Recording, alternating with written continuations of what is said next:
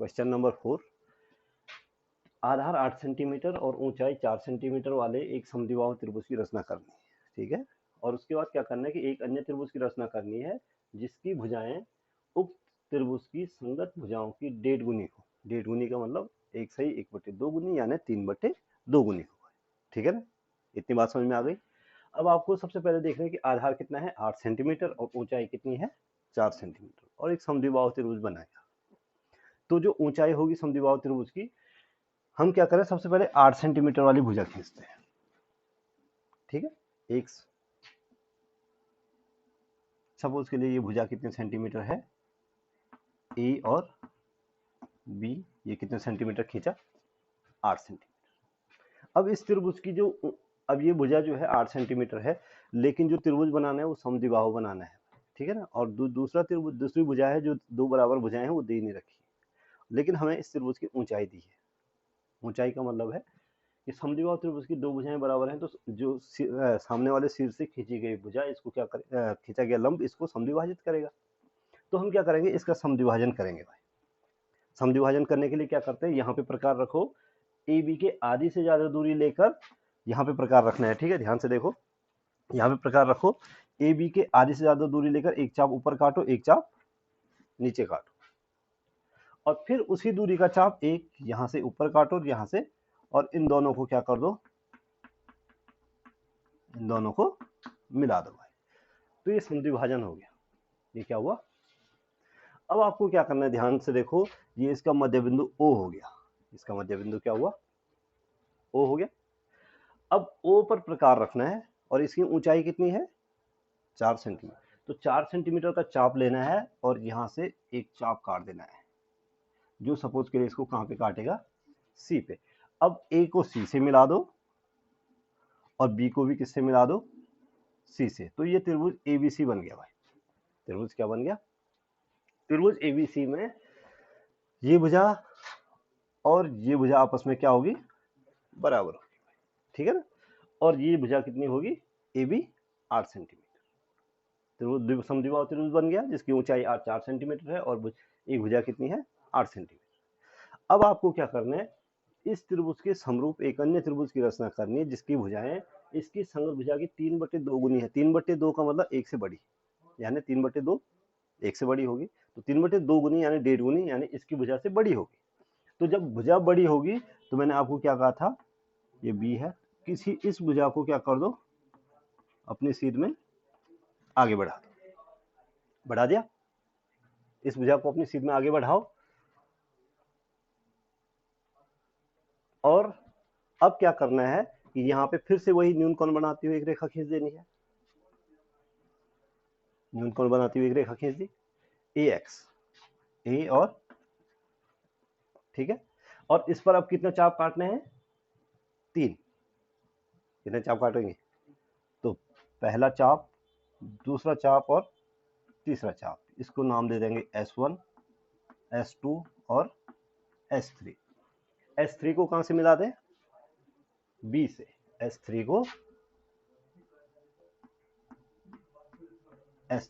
B से मिला दो, नहीं सॉरी 3/2 है ना, तो S2 को B से मिला दो। S3 को नहीं मिलाना बल्कि S2 को क्या मिला देना है, मिला दिया।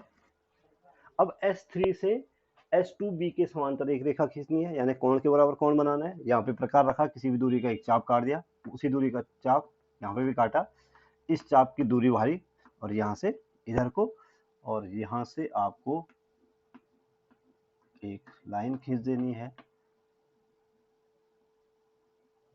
यहाँ पे काटेगा, ठीक है। तो ये S3 ये इसको B डैश पे काटता है, कहाँ पे काटा,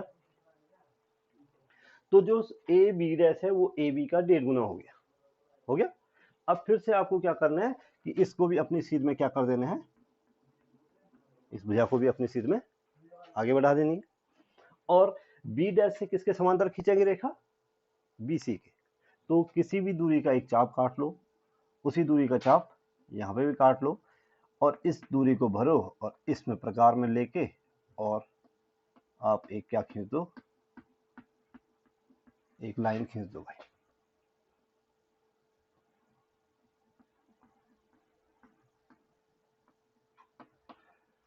ये इसको कहाँ पे मिला, सी डैश पर, कहाँ पे मिला, ठीक है ना। तो जो त्रिभुज C dash A B dash होगा उसकी भुजाएं त्रिभुज सी ए बी की भुजा की कितनी गुनी होगी, 1.5 गुनी होगी, ठीक है ना। और इसके समरूप होगा ये त्रिभुज, दोनों त्रिभुज आपस में क्या होंगे, समरूप होंगे। और हो गया, ये भुजा 8 सेंटीमीटर है तो ये 12 सेंटीमीटर निकलेगी, कितनी निकलेगी। और बाकी भुजाएं अगर नापने के लिए बोलेगा तो आपने नाप के बता देनी, नहीं बोलेगा तो आप ऐसे रह दो। अब रचना के पद, मेन चीज है कि क्या है, रचना के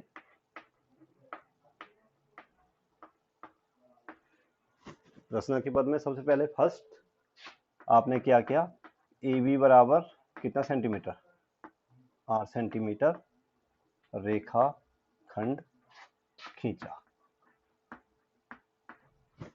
ठीक है। दूसरे स्टेप में आपने क्या किया, सेकंड स्टेप में आपने क्या, ए बी का समद्विभाजक खींचा, समद्विभाजक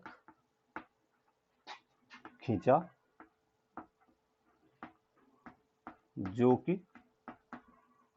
ए बी को कहां पे मिलती है, ओ पर मिलती। दो स्टेप हो गए। तीसरे स्टेप में आपने क्या करना है कि ओ पर, ओ से समद्विभाजक पर 4 सेंटीमीटर, 4 सेंटीमीटर क्यों, 8 क्यों नहीं, क्योंकि ऊंचाई कितनी है 4 सेंटीमीटर, ठीक है। 4 सेंटीमीटर का चाप ओ ए काटा, ओ सी यही क्या।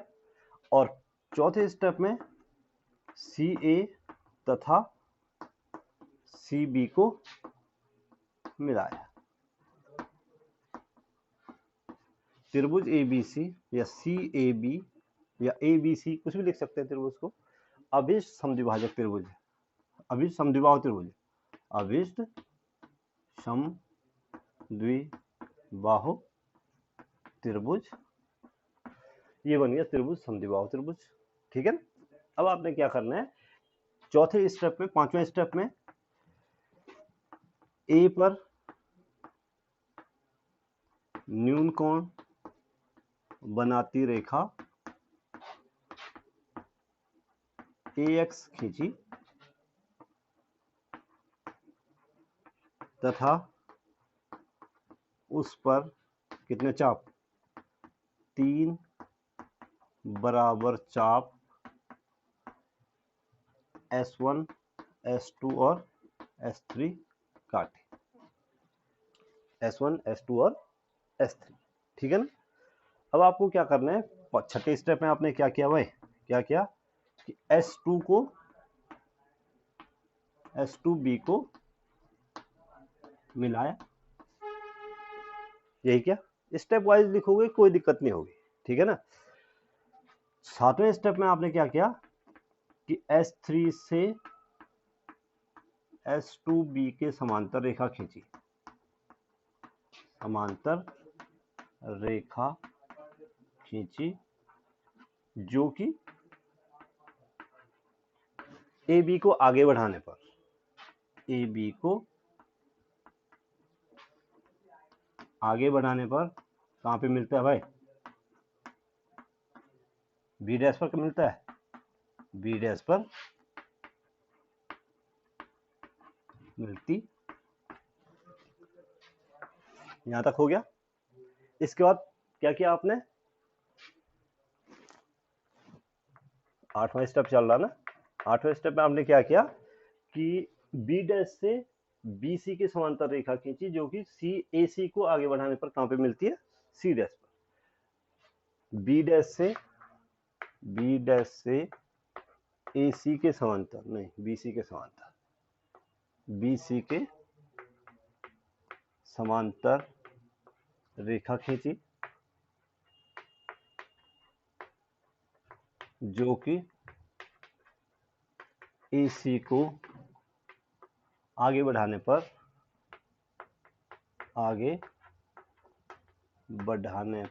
कहां पे मिलता है, C डैश पर मिलती है। और लास्ट स्टेप में आपने क्या करना है, लास्ट स्टेप बनाने की भी जरूरत नहीं है। त्रिभुज C dash A B dash, ये वाला त्रिभुज C dash A B dash अभिष्ट त्रिभुज है, जो कि त्रिभुज सी ए बी के क्या है भाई, समरूप है, तथा जिसकी भुजाएं, तथा त्रिभुज C dash A B dash की संगत भुजाएं, संगत भुजाएं त्रिभुज